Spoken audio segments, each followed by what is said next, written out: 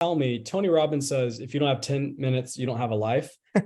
So 5 minutes can definitely be directed towards sitting still, focusing, and paying attention to how you're paying attention, which is my definition of mindfulness. So just paying attention. And so a lot of people will tell me, I don't know how to meditate. I can't do it. I've tried. That's BS. You can do 5 minutes a day and pay attention to how you're paying attention. And then you'll naturally start to have experiences that push you to want to do more minutes a day. But I say 5 minutes a day for 21 days. Do each of these practices for at least 21 days so that you can build up that bank of muscle endurance. Yeah, the muscle. Yeah. So that's what I recommend. Yeah, that meditation muscle. Welcome to AFO Wealth Management Forward, a podcast about finance, accounting, technology, and entrepreneurship. We apply our decades worth of experience and insight into what makes businesses work so we can help others grow both personally and professionally. In this ever-evolving marketplace, we help accounting firms and financial advisors grow their practice through the adoption of holistic wealth management services. Learn from industry leaders and subject matter experts to unlock the secrets of their success. A podcast that shows people and companies the transformative power of technology so they don't fear it, but instead harness it. Don't fight the robots, team up with them. And here are your hosts, Rory Henry, Director of Business Development, and CEO Rob Santos of Arrowroot Family Office. All right. Hello, everyone. I have another wonderful guest joining me today. He is a certified integral facilitator, also a certified holistic lifestyle coach. He's a yoga instructor. He's worked in accounting and fintech. He's the founder of Zen with Zach, which is an organization that offers holistic lifestyle coaching, really to improve overall well-being, encompassing the mind, body, and spiritual health. I am a big believer in meditation, Zach, so I'm excited to have this conversation with you today. So without further ado, let me introduce our guest, Zach Bond. Zach, welcome to the show. Hey, thanks for having me, Roy. Zach, thank you for coming on. I am excited to talk about this stuff. Like I said, can you give our audience a little bit of background on yourself and what got you into this mindfulness practice? It's a great question. So actually back in 2013, I was playing lacrosse at BYU and I was trying to juggle being a student athlete. I kept looking around at all of my friends who were not student athletes and I kept seeing how much fun they were having in college. That was me. And yeah. And, I'm someone who likes to be successful at whatever I do. And I started to notice that my grades were suffering because I was spending so much time in the weight room, on the field, in games. Yeah. It's just a really hard lifestyle to be a student athlete. And so I started to feel a lot of stress. And so I started Googling different techniques and different, things you could do to reduce stress.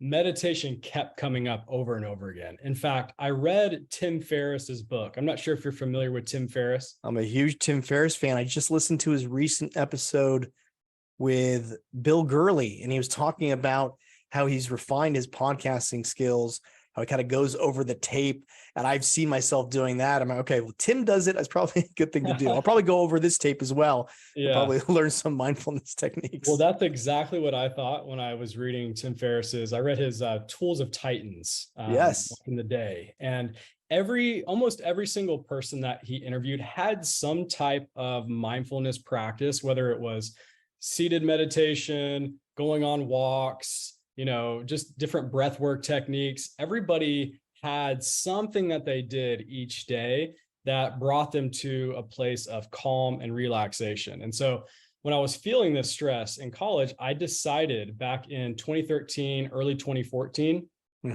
that I was going to dedicate myself to 21 minutes a day of seated silent meditation. Yeah.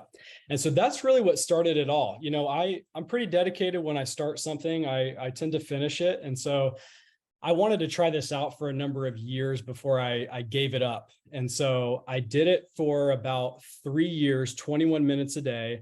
I did start to notice that I was calming down. I was able to handle myself in more stressful situations. I earned a scholarship at BYU, an academic scholarship, on top of playing sports there. So my grades really improved. I was becoming more social. I was becoming more, I guess, true to who I am and who I was. Yeah. So after about 3 years of doing that on my own, I wanted to do a meditation retreat. I wanted to bump it up a little bit.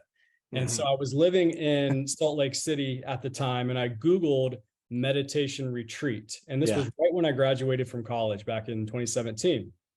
And there was a Zen center that was having a weekend-long meditation retreat, and it was welcome to anyone. And so I signed up for it, and I show up to the Zen center, and Michael Zimmerman, who was a Utah Supreme Court justice for about 20 years, he was the head teacher there. It was called Two Arrows Zen Center. And so I show up at the Zen Center, and of course he had never seen me before. I had never gone there, or he didn't know me from anyone. And so I show up there, and he tells me that, this is really for more advanced people. This is really for those that have come to the meditation center before and practiced with them. And, being a college athlete, overachiever. I had practiced for a while at this point, 3 years, which I thought was a long time at this point. Are you an accountant looking to generate more revenue and secure your future success as automation and artificial intelligence revolutionize the accounting profession? If so, contact us at AFO Wealth Management Forward. We specialize in helping accountants and advisors just like you build a custom brand to pinpoint your optimal clientele, generate highly qualified leads through our data-driven digital marketing, and execute wealth management growth services to bring more value to your firm and your client's life. Our strategic approach to branding, marketing, and wealth management is carefully tailored to attract ideal clients, increase customer retention rates, and cultivate lasting relationships with clients across generations. Visit wealthmanagementforward.com to book your free consultation to find out how you can elevate your practice. And so he said, all right, it's just going to be really hard. And so he was right. It was 7 to 8 hours of seated silent meditation a day for 3 days. Yeah, I have read so many books, obviously Tim Ferriss with Tools of Titans, and I'm listening to so many podcasts with people who have done the silent meditation. And they always talk about there's a point in time, and people have different thresholds where they have to push through, where a lot of people drop out. Did you that first time you did that? Did you have that moment hours in, or maybe a day in, where you said, oh my gosh, I don't think I can take it anymore? That happened like an hour in. An hour. Fast for me, because I had never practiced longer than 30 minutes at this point in a row. And so, that happened about an hour in. The first thing that happens, in my opinion, is your body starts to hurt. Your legs start to ache, and your body starts talking to you, and there's different tweaks and different things that you didn't know were there. Yeah. And when you're sitting, and you're supposed to be sitting in complete silence, that's the other thing that's really difficult, is you can't even really fidget without feeling guilty or having somebody look at you. You know what I mean? So that's the real hard part. So the body's talking to you. Obviously, the mind's got to be racing too at that point. If you're an hour in and say, I cannot take this anymore, what was going through your mind at that point in time? It definitely starts with the body. Like it starts, and this is what a lot of my message is about, but it definitely, the pain and the aching starts with the body, but then the mind really takes over, and the mind is always trying to be active. So whenever the mind gets a bone from the body, that's, the bone is, hey, I'm hurting right now. And so the mind takes over and starts chewing on that. So then the mind really is the main thing that was running during this time. So it was telling me that I didn't have what it takes. It was telling me that I didn't belong there. It was telling me that I just couldn't handle it. It was telling me all the excuses I've heard my whole life. But I didn't allow it to win this time. You didn't. Yeah. And so, obviously that's introspection right there. It allows you to kind of dive deep inside, and maybe comes up with all those insecurities. And that's, your ability to push forward probably was very rewarding for you. Yeah, it was an insecurity coming out. And luckily I had faced insecurities like this before in my life. When I was in high school, I was primarily an athlete, and I didn't get accepted into college. I applied 2 or 3 times to BYU and got denied each time. So finally, I reached out to the lacrosse coach, and he gave me the opportunity to try out for the team. And on the way there, I was having these same thoughts from my mind, like, you don't have what it takes. Even if you make it, you're not smart enough to last at the school. The athletes are better than you. And I went there anyway and gave it my all. And I ended up making the team and then getting accepted into the university. And so I have these little, and David Goggins calls them the cookies in the cookie jar. Yeah. I have these little David Goggins is the Michael Jordan, Kobe Bryant coach, correct? No, he wrote Relentless. Yes. David Goggins is the Navy SEAL. The Navy SEAL. Yeah, right. Right now. Yeah, he wrote Can't Hurt Me with that book. Right. A lot of people are talking about it right now, so that's why I bring him up. Anyway, he calls it the cookie jar. So I've had these cookie jar moments of being able to reach back in during times of transition, which is really where my message and my coaching comes into handy is in these moments of transition. You're really challenged, and it's really your mind that's questioning you. It's saying, like, do you really have what it takes? Are you really wanting to expand here? So on that meditation retreat, an hour in, I was starting to get those thoughts and those doubts and those insecurities. And you know what? I sat through them and I witnessed them. Luckily, I had practiced for 3 years beforehand, so I was a little familiar with it already. But what I like to do whenever these things come up is I like to look at them and then circle them. One of my teachers, Tawny, she teaches me how to bring these things up and then really look at them from a 360 view. Where is this coming from? Have I heard this before? What did I do last time? What does this thing really look like? And then as you analyze it like that, you start to realize that it's not as big. It's not as big of a deal as you think it is. And you're actually not going to die despite what your mind is telling you. So you're going over the game tape here, Zach. And so you're meditating, you have those thoughts. This happens afterwards. You're going over, what the process was like and figuring out that introspection or that game tape. So these doubts and insecurities that came up an hour into the retreat, I had to face them head on. And I was looking at the thoughts that were coming in, and I was just not acting on them at that point. Yeah. I was simply looking at them and saying, I can do this. I can sit a few more seconds. I can do this. And then before you know it, the bell rings. So the bell would ring every 30 minutes and you would get up and stretch and move your body around. So you weren't sitting for 7 or 8 hours in a row, but it was definitely broken up. So that made it helpful. I knew I could make it to the next bell. And that's what I kept focusing on. just to the next bell. Yep. I like it. All right. So I always like to get, when I talk to people about mindfulness or meditation, what do you define mindfulness, or how do you define mindfulness? That's a great question. And as I work with accountants, especially, and salespeople, they want the definition. They want the clear-cut definition of what these things are. And so I have one that I've been using recently. And mindfulness is your ability to pay attention. So looking at how you're paying attention to things, that's my definition of mindfulness. Yeah. It's being that observer, observing the observer. Exactly. Observing how you are taking care of every aspect of your life. So the quality of your attention, it regulates the quality of your life. And you've probably heard this before, and I'm a firm believer, but how you do one thing is how you do everything. That's because you are acting and you are responding based on a certain level of awareness. And that is going to trickle into every aspect of your life: career, personal, relationships, spirituality, health and wellness, all of it. That's why I'm really passionate about the holistic model, which is what you also are passionate about. And so it brings everything in. It's no longer about becoming great at just one part of your life, but it's really spinning all of the plates and becoming great at all of them, giving them all the attention they deserve. Yeah. And so you do this coaching here. And speaking of holistic, Zach, let's go over that. How do you do those assessments? Because everybody has different issues. There's got to be personalization here. There isn't probably a one size fits all approach. And how do you go about that personalization process, especially in regards to the mindfulness aspect of it?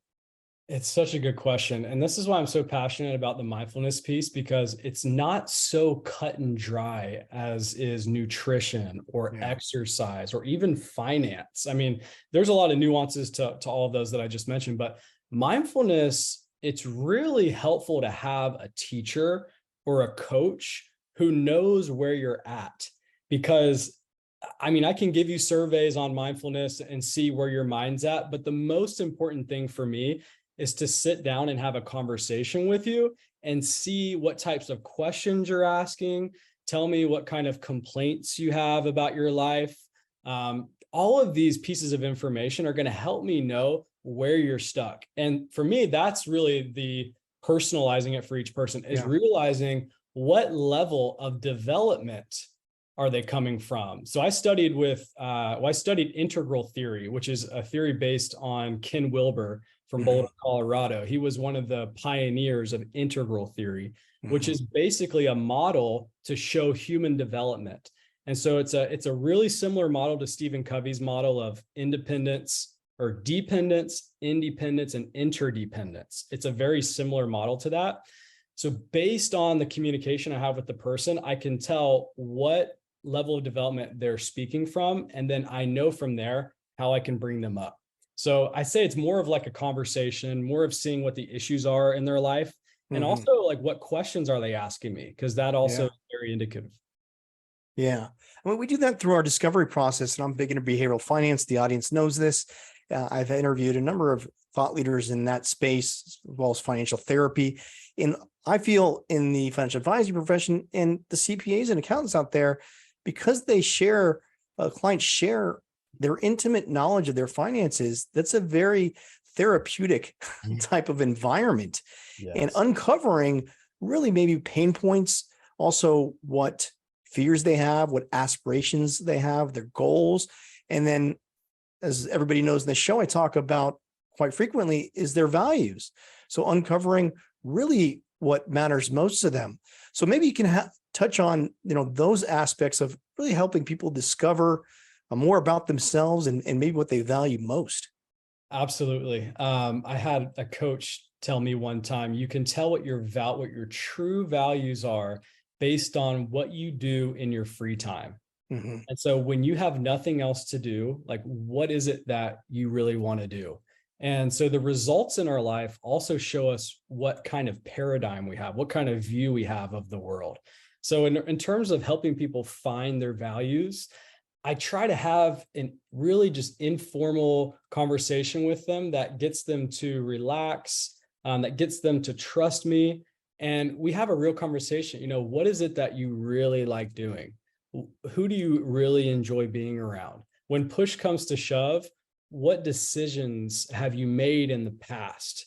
And so I like to ask these types of questions and really get the honesty out of people. I like to cut the BS in a lot of this, because I used to have a value that was total BS. I thought it was a value of mine, but it wasn't. And it was extreme financial abundance. And abundance is a huge value of mine. But having extreme financial abundance, there were other things there, kind of like more egoic things there that I wanted this sort of image. But for me, it's abundance in all areas of my life instead of just going on one route. And so that's, being really honest with oneself and being able to trust the other person that you're working with. That's really when your true values, and you can tell because they start getting really excited about it. If they're like, my family's a value, my friends, but you don't really feel it. That's the other thing about my coaching that I like. It's very intuitive, and I'll call you out on it if it's not there. Yeah. So I like it. Now, as far as first steps, I know those in the audience, if they haven't meditated before, what's the best first steps? Is there any material out there that you recommend? Yeah, there's a lot of material. So here's the thing, meditation, a lot of people get tripped up on the word and on the practices, because like one of the top questions people ask me is it a religion or is it like a spiritual practice? It can be a spiritual practice. If you believe in God, or if you believe in whatever, it can be a way for you to connect with that. Or I think they get caught up in the Eastern traditions, and it's been 3,000 years old. And so sometimes I disguise it as breath work. That's interesting. And I'm working on my Kundalini yoga teacher training. I'm actually going to Bali next month. Oh, very nice. To get that in. And so breath work actually comes from Kundalini yoga. And most people don't know that. Tony Robbins studied with Yogi Bhajan, who was brought Kundalini over from the East, and he never talks about that. So it's funny that a lot of the breath work people have studied Kundalini yoga, but they don't call it that. So I would highly recommend, there's so many resources out there. Wim Hof is a great breath work teacher and instructor. You know, I haven't done a lot of his courses, but I have a lot of friends that are in that network. And so peripherally, I see what he's doing and I love it. Yeah. And I love that he incorporates cold exposure, because that's one thing I've started doing this year that has changed the freaking game for me. And I didn't know that it would. I was kind of like doubting it because I just thought it was so corny that everybody's doing that, posting it online. Yeah. It really changed the game for me. I would recommend Wim Hof method, Dr. Joe Dispenza, who I have studied with. I'm a big Dr. Joe fan. Yeah. Are you really? Yeah. I've studied with Dr. Joe. I went to his week-long event last year and got to meet him one-on-one and ask him some questions. Yeah. So I'm a big fan of him. The quantum field. Exactly. Yeah. And his whole thing is science is the modern language of mysticism. And so I think breath work is the modern language for meditation for those that are turned off by the term. Yeah. So those are a few resources. I honestly, if it's coming from me, Zach Bond, and not giving you those other resources, I would recommend people do 5 minutes a day, especially with the CPAs and the sales execs that I've worked with. 5 minutes. You can't tell me. Tony Robbins says, if you don't have 10 minutes, you don't have a life. So 5 minutes can definitely be directed towards sitting still, focusing, and paying attention to how you're paying attention, which is my definition of mindfulness. So just paying attention. And so a lot of people will tell me, I don't know how to meditate. I can't do it. I've tried. That's BS. You can do 5 minutes a day and pay attention to how you're paying attention. And then you'll naturally start to have experiences that push you to want to do more minutes a day. But I say 5 minutes a day for 21 days. Do each of these practices for at least 21 days so that you can build up that bank of muscle endurance. The muscle. So that's what I recommend. That meditation muscle. I had Doug Lennox on the podcast, and he's one of the behavioral finance people, and he uses something called the 4 R's, where we talk about recognizing that emotion or that thought. And once you recognize that, you can then reflect on your values. And then from there, you can reframe and see if there's other choices you can make. And then you can respond with a decision. So it's a mindfulness way to think about. He uses it in the context of money. But no, it's a good way to be mindful with regard to how things are affecting you, whether it's your thoughts, your feelings, your emotions there. I love that. And it's interesting you bring that up, because I teach, there's an addiction center in Fallbrook here, and they come to our yoga center each week, and I teach them. And one of the attendees, I teach them yoga and meditation, just whatever they can handle. And so one of the attendees said that she's been having a lot of issues responding to someone provoking her, and then she'll get really mad and yell at them. And so our main focus on this last class was exactly this. It was having the silence and the peace of mind to be able to recognize someone provoking you, or the response that you normally have, the pattern, and then pausing. So Stephen Covey also talks about this, like the stimulus from what happens to you to when you respond, being able to prolong that. To me, that is a huge part of this practice. And then you respond how you want to respond if it's based on your value system. So all of this is interconnected, which is why I'm stoked that you're very interested in holistic. It's going from the amygdala to the cognitive brain, right? To make a more rational response to highly charging, feelings in the actual body that occur by outside stimuli, whether it's an event or a person that's, causing you to react. Exactly. That's exactly right. Yeah. I like it. Okay. So I have been asking guests here, Zach, about relationships, because I have our Advisor methodology, which is a belief in return on relationships. That's relationships with clients, relationships with colleagues, and most importantly, relationships with yourself. So let me ask you this, Zach. Do you have one person that has been impactful for you, relationship, either personal or professionally, that you can say, oh my gosh, that person's meant so much to me? One person that's probably had one of the biggest influences on my life is actually my dad. Yeah. Growing up, he still is, he works in the pharmaceutical industry. He's a pharmaceutical rep for Eli Lilly. And he's an incredible salesperson. He started an online shoe company when I was 16 years old. It's still going. He's still running it now. It's called Steve's Name Brand Shoes on eBay. He has 5 stars, and it's amazing. You got to check it out. They're Allen Edmonds. You know Allen Edmonds men's dress shoes? That does ring a bell. I don't think I've ever owned any Allen Edmonds, but well, after this call, you will. So just reach out to him and say, hey, I've had a podcast episode with Zach. He'll probably probably hate me for saying free, but something like that. No, he had. So all the listeners out there, yeah, exactly. Reach out. Steve's Name Brand Shoes. No, he had and continues to have a huge impact on my life. So my dad's dad died when he was very young. His name was Roger Bond, and he was the president of a big company in West Virginia, which is where my dad's family is from. And he died, I think, in his mid 50s or late 50s. I can't remember exactly, but I could tell that had a big impact on my dad. And he decided when he was young that he was going to be the best father that he could be. So he turned down multiple promotions at work to be manager, to take on these other, and he could have easily have done that and been extremely successful, but he really valued family.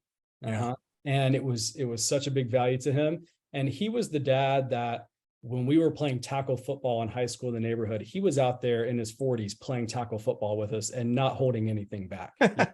Just having such a great time. And so he's made a huge impact and continues to. He lives in Tennessee now, in Kingsport, Tennessee, and so I go back and get to visit them quite a bit. And one thing that he taught me was just be you. Don't follow the fame, the money, the prestige. Just be you and have joy in what you do. And that's really what made me decide to go all in with Zen with Zach, especially recently, was hearing those words and them really resonating with me and realizing that I can have everything that I want. I can have abundance. I can have a great family. I can be healthy. I can have a great spiritual life. I can teach these things that I'm learning. They can all be included. It's a balance. Yeah. And so that's the person that's made a huge impact on me. I love it. I love it. Now, I interviewed Hal Hirschfield on the show. He's a professor of psychology and marketing at UCLA's Anderson School of Business. I talked to him a lot on this podcast, and he talks about our future selves and how many times we don't identify with our future selves. We actually see them as no different than a stranger. So the way to combat that is to create a vivid visual picture of that future self. So let me ask you this, Zach, in an ideal world, let's say 10 years from now, what would that world look like for you? Could you paint a vivid visual picture? Yeah. It's funny you mentioned that because I'm a big fan of Napoleon Hill. Yeah. Napoleon. Yeah. He wrote Think and Grow Rich, but actually there's another book that I prefer that's sitting right here. It's called The Law of Success. It's a really thick book. And he talks about your definite chief aim. And I think he talks about that as well in Think and Grow Rich, but my definite chief aim is my future self that I envision and that I recite every day.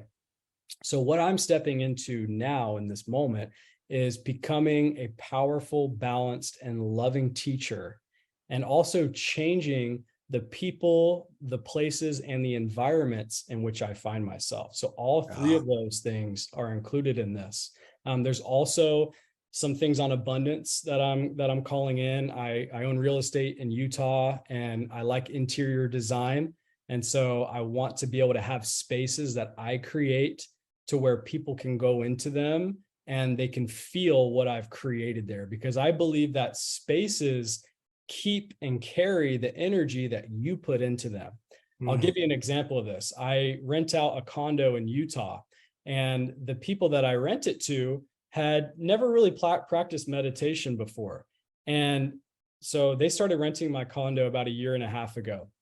Well, about 6 months ago, one of the renters reaches out to me and he says, "Hey, Zach, have you heard of Two Arrows Zen Center?" And I said, "Yeah, I used to practice there all the time with the judge." I've been going there and practicing there with one of the teachers. And of course, I knew all the teachers there and whatnot. So I don't know. I think the energy you carry around with you, it can have the capacity to affect the people, the places, and the environments in which you are. And my whole definite chief aim is being an example of light in those environments. Yeah.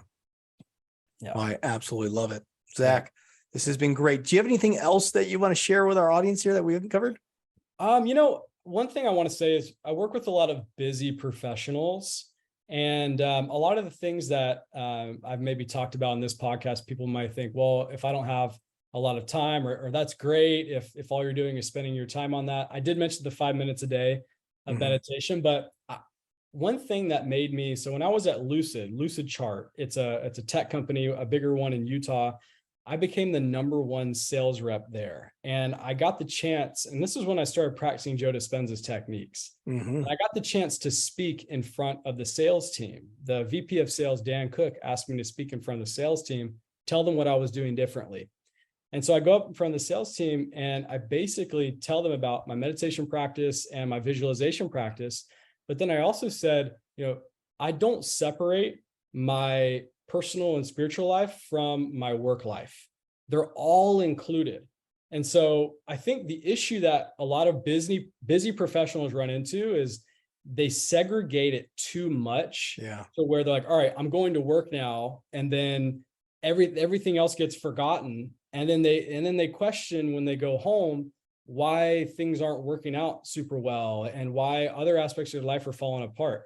You really got to include it all as much as you can. Sometimes you got to segregate it, but trying to include it as much as you can, I think that is really the key to true balance and happiness. I like it. All right. This is good stuff here, Zach. If anybody wants to reach out to you, what's the best way to do so? My website, zachbond.com. I'm on all the social platforms. As much as I, hate being on social media all the time, Instagram, LinkedIn, Facebook, website, and I've got my email on there and people can get in touch. Perfect. All right. Appreciate you coming on the show, Zach. Thank you, buddy. For having me. All right. Let's go. All opinions expressed by Rob Santos and Rory Henry on this website podcast interview are solely their opinions and do not reflect the opinions of Arrowroot Family Office LLC or their parent company or affiliates, and may have been previously disseminated on television, radio, internet, or another medium. You should not treat any opinion expressed by anyone as a specific inducement to make a particular investment or follow a particular strategy, but only as an expression of their opinions. Past performance is not indicative of future results.